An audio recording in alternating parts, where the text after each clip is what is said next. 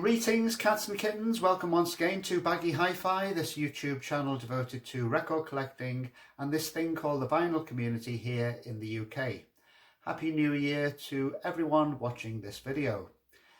This is the time of year, the beginning of a new year, 2022, when the vinyl community starts making vinyl tag videos or setting questions for vinyl tag videos. And the only one I've seen so far is from the UK. It's Rob Walker, that favourite of Penge and Derek, Mancunian VC maker of venerable tradition. He's created a list of questions, of 22 questions for 2022, and I decided I would not linger much longer or wait for any more questions, but answer Rob Walker's questions for the vinyl tag 2022. First question. Favourite album purchased in 2021? Well, long-time viewers of Baggy Hi-Fi will know that British psych and British pop psych is one of my favourite genres, and this is an album collection which I really enjoyed in 2021, a collection of recordings by The Mirage. Showed it in one of my videos recently. A band who should have made it but didn't. 16 tracks from 1965 to 1968, The Mirage. Next question. Album by the first person or band you saw live? I had to rack my brains with this one really, because I did see quite a lot of live bands when I was a teenager. My dad used to kindly take me into town, and that would have been Liverpool at the time. And I think probably the first live show I saw was at the Liverpool Empire, and I think it was Genesis on the Lamb Lies Down on Broadway tour. I remember I didn't have a particularly good seat. I was miles away, and I felt quite disengaged from the action going on the stage. So I thought, because there are so many Genesis albums shown on the VC, they're all very familiar, I thought I'd show this more unusual one. It's an American double collection, a sort of best of Genesis. I'll show you the gatefold. Quite a good selection of the early material, Peter Gabriel era material, of course. So that was Genesis.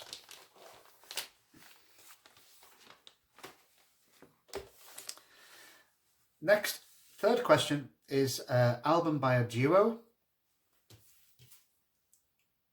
Russell and Ron Mael, Sparks. I know they were a band, but throughout their history, really, the main members are, of course, Ron and Russell. This is their album, is this Propaganda? Yeah, Propaganda on the Island label. Next question, number 4. Show an album still in the shrink wrap. Well, out of recent records I bought, I tend to keep them in the shrink wrap for at least a while anyway. It's when they are new records, and this is one that was filling a gap in my can collection, Future Days. Beautiful shimmering, hazy, rhythmic album. And this is one of the recent Spoon reissues that's been doing a really good job. So you see I've left the shrink wrap on, it's causing quite a lot of glare then, and the hype sticker on there. Really excellent pressing, some nice information on the inner sleeve, and it's on gold vinyl. So that's Can, Future Days, an album I've kept in the shrink wrap. Next question, number 5, is show a concept album. So I thought I'd show an artist who is notorious for making concept albums, especially in the 70s. Overblown epics. Rick Wakeman, Journey to the Centre of the Earth. I think this is from 1974. You can pick this one up very cheaply. There you go, nice underground cavern, and there is Rick there in his cape. Number 6, an album you've not played yet. Well, I recently, quite often I've made, I think I've made 3 now, videos about British jazz, which has been an enthusiasm over this last year. And recently I've been sort of going a bit further back into traditional British jazz, and this is an album I've bought recently on eBay by Wally Fawkes and his Soho Shakers. It's called Whatever Next. Nice sleeve there of Wally Fawkes, the clarinetist and great cartoonist, who goes by the name, or went by the name of Trog. So I haven't listened to that one yet, but I thought I'd pick it up. I think I know what it's going to sound like, and I know I'm going to enjoy it. So that's Wally Fawkes. Number 7, question number 7, an artist you've discovered in 2021. Well, this band are a French group which I've long known the name of, but never really listened to their music. And I discovered that they are absolutely fascinating, and the band are Magma, led by mastermind Christian Vander. This is a 10-inch release from this year. I think it was a Record Store Day release of some of their very hard to find 7-inch singles. And this collection's called Simples, or Sample, I suppose, because it's French.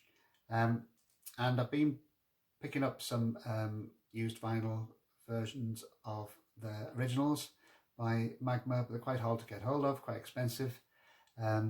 So really what I'm buying is a mixture of reissues and originals. But fascinating band, of course. If you know anything about them, one of the main things you'll know is that Christian Vander invented his own language for this music, and it's very sort of operatic. It doesn't really fit any categories.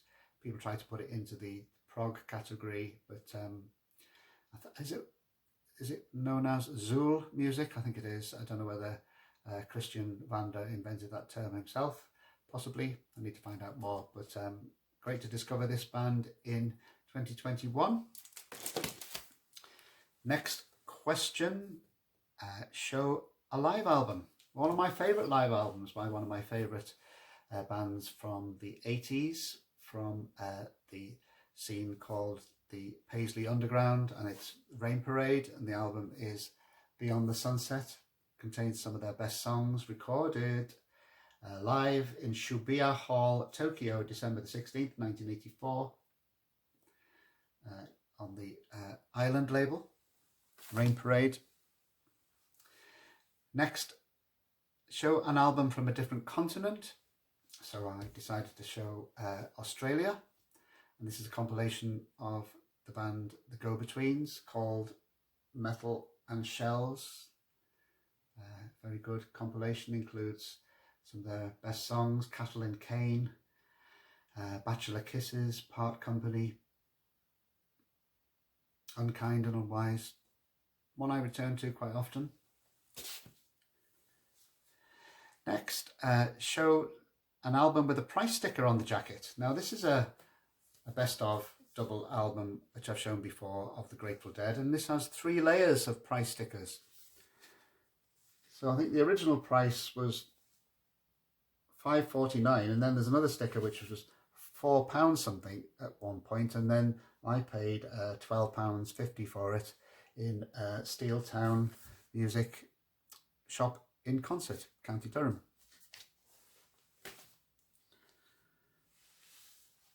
Next, show a punk or a new wave album. So rather than go for anything too obvious like The Clash or whatever, decided to show this excellent compilation of American punk, LA punk from the early 80s on the Danger House label. And I guess the most famous bands on here are perhaps the Dills. When I say famous, you know, famous in early American punk. X, the track Los Angeles, is on here. And probably my favourite track on here is by The Avengers, with their absolute attitudinal classic single, We Are The One. I was lucky to see The Avengers play live in Glasgow about 3 years ago, and they were excellent, led by the excellent feisty singer Penelope Houston. So that was the punk or the new wave album. Number 12, question number 12, show a box set. Here we are, hefty box set of Krautrock legends Popol Vuh. the records there. And this is volume 1 of the Essential Album Collection. And I didn't think that volume 2 was going to come out, but it has just been released. So I'll be looking into that. Next question. This was probably the most difficult one to answer. Show an album with a sporting theme. So this is what I've decided to show for the sporting theme. And it's a recording of John Betjeman's poems, John Betjeman's Britain. And there he is in a boat rowing. Now, I can't imagine that John Betjeman at that age would be winning the Oxford-Cambridge boat race. But there he is, nevertheless, on a boat, possibly, on the Cherwell or somewhere like that in England. A very English album, of course. So that's Betjeman, the sporting theme of boating on the river. Question number 14, show a jazz album. So I thought I'd show one I haven't shown before. And this is some Polish jazz. Krzysztof Komeda, jazz musician who died fairly young and contributed some excellent soundtrack music, especially to Roman Polanski's films. And side 1 of this album, this is early Rare Jazz and Film Music, Volume 1 by Krzysztof Komeda. And the music from side 1 is soundtrack music for Roman Polanski's Knife in the Water. It's on the Adventures in Sound label, which I'd like to investigate more releases by. Next, show a best of album. Well, this isn't actually termed a best of album, but it is a best of, I think. In the 80s, the Edsel label did a great job of compiling music by 60s artists, and especially some psych artists. And so this is a compilation, a best of the Electric Prunes. It contains all the greatest, like I Had Too Much to Dream Last Night, Get Me to the World on Time, great powerful garage pop psychedelia from the USA. And there's just recently a box set, a CD box set, I think it's a 5 CD box set has come out of their greatest. So if you want to go into much more detail, then I would steer you in that direction. But if you come across this one, it does have most of their best tunes. Electric Prunes. Question number 16. Show an album with at least 8 people on the jacket. That was easy. This one came to mind quite quickly, and it's by late 60s art rock poetry crossover band, the Liverpool Scene. And I've shown this one before, but the cover shows definitely more than 8 people. Big crowd of people there on the sleeve. Probably taken in Liverpool in the late 60s.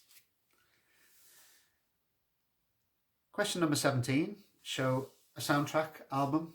Well, in my last video, I did show a soundtrack album that Johnny Trunk has released of Blood on Satan's Claw. This is from another early 70s horror film. This is a soundtrack which is not quite as good, but saucy sleeve there, exploitation film Virgin Witch. I've not actually seen this film Virgin Witch. I believe it was released in 1972, and the music is by original movie soundtrack composed by Ted Dix. It's released on Johnny Trunk's Trunk label, soundtrack music. Question number 18, show some VCLT, and VCLT means records that other people in the vinyl community have sent you. I believe it stands for Vinyl Community Love Train. So this is one I received very kindly from Pete from Sounds from the West Coast channel, who has also responded to this Vinyl Tag 2022. So this is an album by David Bedford. It's on the Virgin label, and it's from 1977. And David Bedford did a lot of arrangements for artists in the early 70s like Kevin Ayers, but also released some of his own sort of orchestral albums. This is one of those, but it also features Mike Oldfield and Mike Ratledge from the Soft Machine. So then I received this one, so thanks again to Pete from Sounds from the West Coast channel, which I heartily recommend. Question number 19. Show an album with no writing or lettering on the sleeve. This one was fairly easy because this is by Henry Cow. Iconic early 70s avant-garde rock music album. This is their first album, Legend or Leg End. And their first three albums have very similar sleeves, this sort of sock painting format. But the second album, Unrest, does have their name on here, and the third album has a red version of the sock, also has some lettering on. But this very first album, I believe the Legend has no lettering or writing at all on the sleeve. It does on the back, but not on the front. But the process, I read about how these sleeve paintings were done. They were done by putting acrylic paint into long strips and then drying out the acrylic paint on plastic. And then once the paint was dried, these sort of wires of coloured paint were knitted together. Very elaborate process that makes for a very memorable sleeve there, and a great record to boot. Henry Cow's first album, Legend. Getting near the end now. Show a 7-inch single. Now the reason why I'm showing this single is because I want to do a shout out for a channel which I've been enjoying lately called Born Out of Time, and that's a channel run by Garner in the USA. Fantastic collection of garage and psych and rockabilly, and his channel, I would guess, is named after this fantastic single, Born Out of Time by the New Christs, Australian band.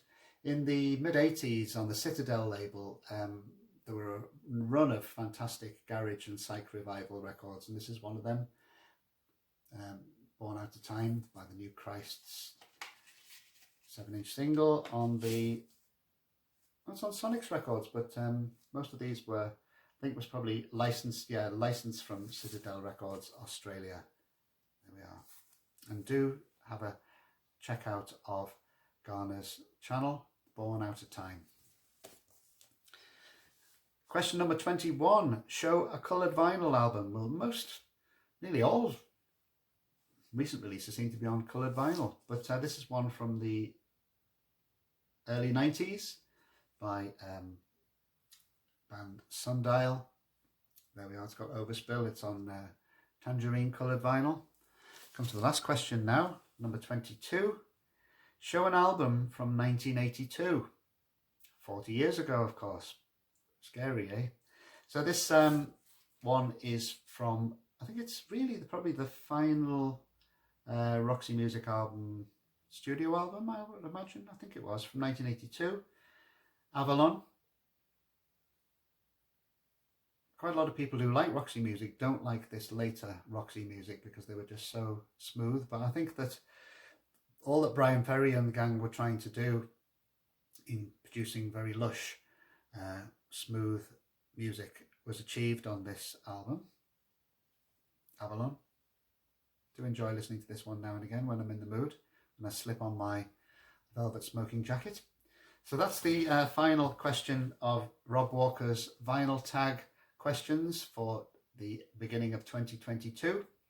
I've watched a few other people's responses to these, and if there are more questions coming up, I may respond to those as well. So once again, happy 2022, a healthier time, hope for everyone, and I'll see you in the next video. Bye for now.